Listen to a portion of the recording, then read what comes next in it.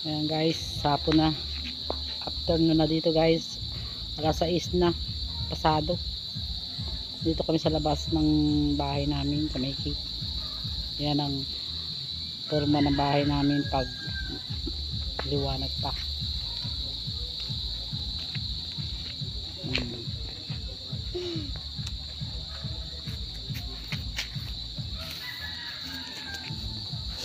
Yan ang bahay namin. Depende. Tapos guys, ang git namin hindi pa yan.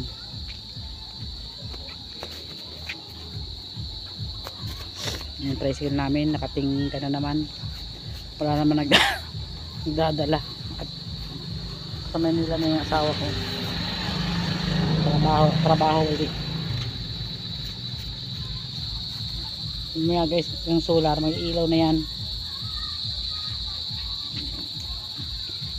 Mga katabi namin bakanting lote, walang mga bahay pa.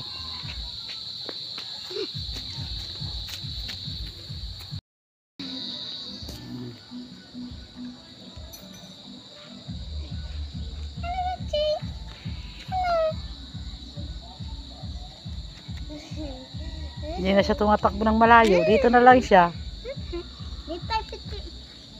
Parang dati pag nakalabas yan, ando na yan. Para na yan nakawala sa hawla. Yan na lang. Kaya na lang siya. Marunong na siya eh. Naturuan na. Na. Papasok pirmi lagi sa baha, sa loob. O yan na. Papasok na doon. O yan na. Sabi na. Sige pa. Halika dali. Ayun na, papasok na sa loob ng bahay. Hoy!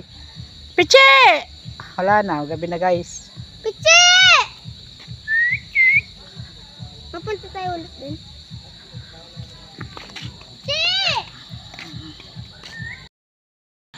Dito lang, halika na. Hama ka sa amin. Minsan lang yan. Halika na. Ham. Sunod ka na kay kuya. Doon kay kuya.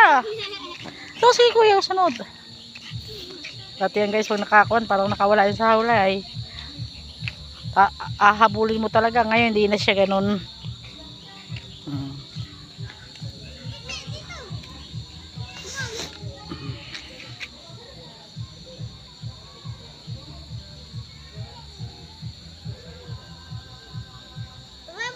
Pag nagkita, nagtae.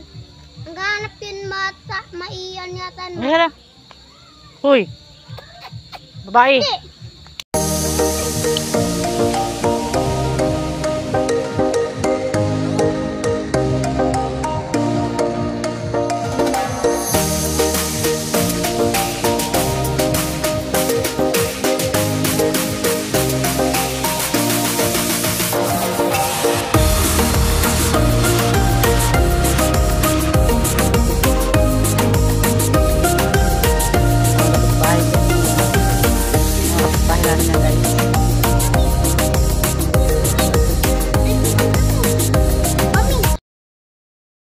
Umuulan na naman dito sa amin, napakalakas.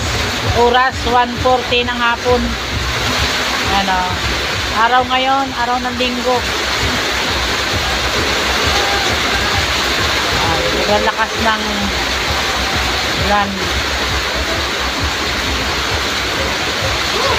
Grabe. O sige guys, naikon doon ng aming bubong. Hindi na nagbabasa dito masyado sa balkon. Lakas ng ulan. Baka may mga kandidatong mga nag-iikot dito sa amin, mga nakasasakyan sila.